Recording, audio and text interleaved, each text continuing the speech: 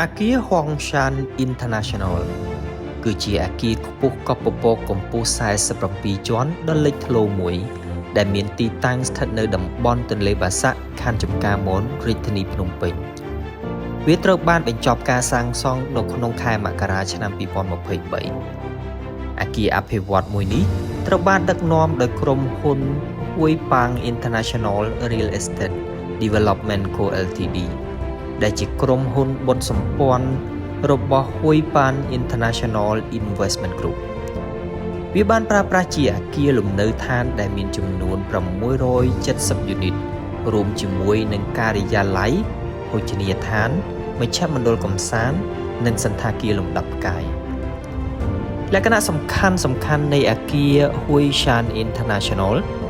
វាមានទីតាំងស្ថិតនៅផ្ទះលេខ13មហាវិថីរដ្ឋសភា សង្កាត់ទន្លេបាសាក់អគារមួយនេះស្ថិតនៅជិតកន្លែងសំខាន់ដូចជារដ្ឋសភាព្រះបរមរាជវាំងផ្សារទំនើប Eon Naga World និងស្ថានទូតនានាយូនីតស្នាក់នៅមានចាប់ពីទំហំ46រហូតដល់227ម៉ែត្រការ៉េដែលត្រូវបានផ្ដល់ជូននៅຂະຫນາດ1បន្ទប់គេងរហូតដល់6បន្ទប់គេងយូនីតនីមួយៗត្រូវបានបំពាក់ដោយផលិតផលដែលមានគុណភាពខ្ពស់តម្លៃគេប៉ាន់ប្រមាណប្រហែលចាប់ពី2547ក្នុង1ម៉ែត្រការ៉េគ្រឿងបរិក្ខារនៅក្នុងអគារអតិថិជនអាចប្រើប្រាស់ជណ្ដើរយន្តល្បឿនលឿនចំនួន6និងជណ្ដើរយន្តសម្រាប់រថយន្តអាងហែលទឹកកន្លែងហាត់ប្រាណចំណតរថយន្តនិងកន្លែងទទួលភ្ញៀវជាន់ខាងលើមានក្លឹប VIP និងរចនាតាមរចនាបថស្ថាបត្យកម្មហ៊ុយជូវនៃប្រពៃណីចិនដែលមានបន្ទប់ប្រជុំផ្ទះបាយ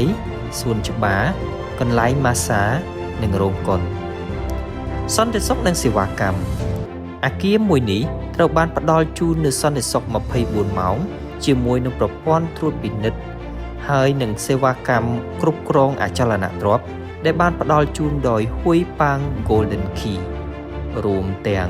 ភ្នាក់ងារជួលនិងការថែទាំផ្ទះការសម្អាតនិងការត្រួតពិនិត្យឧបករណ៍ប្រើប្រាស់ផ្សេងៗទៀតជួបខ្ញុំនៅវីដេអូបន្ទាប់អរគុណសម្រាប់ការទស្សនា